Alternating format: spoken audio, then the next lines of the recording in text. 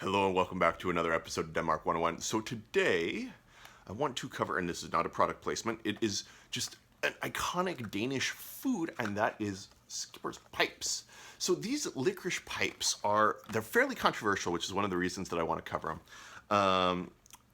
For those listening through the podcast, these are skipper's pipes, and they are licorice pipes that are an iconic part of the Danish candy scene, I suppose. They've been very controversial.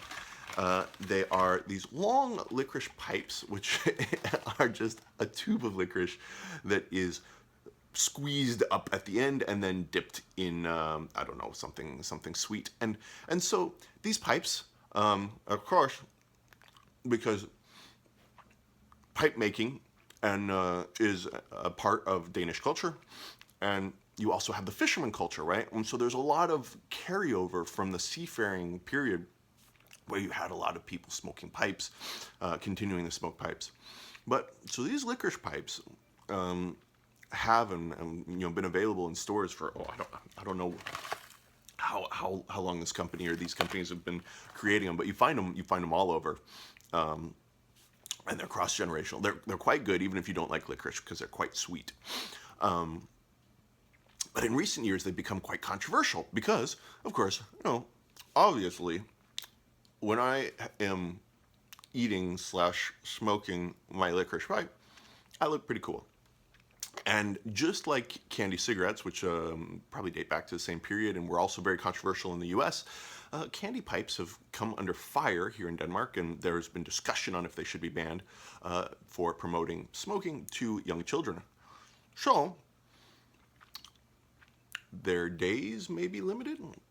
It's hard to say. Of course, they're beloved and much loved by many Danes, not all Danes, of course, but that makes it very difficult to get rid of. And of course, there's always the question of, does this actually promote pipe smoking? I know it wasn't what recruited me as a pipe smoker, but ultimately, it's probably not great for encouraging the kids.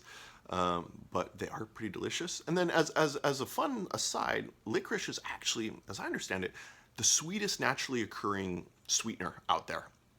Which, when you think of licorice, it quite often can be quite bitter and has this very potent taste, right? So that's something that surprised me, at least, that out of all the things, there's nothing sweeter than licorice.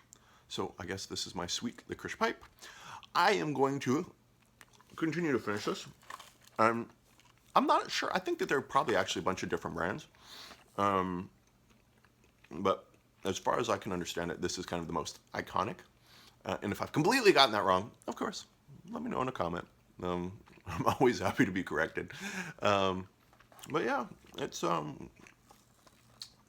is a delicious part, and it includes glucose syrup, wheat flour, molasses, sugar, licorice extract, colors, salt, starch, preservative, thickener, coconut oil, flavoring, glazing agent, and it even has beeswax in it.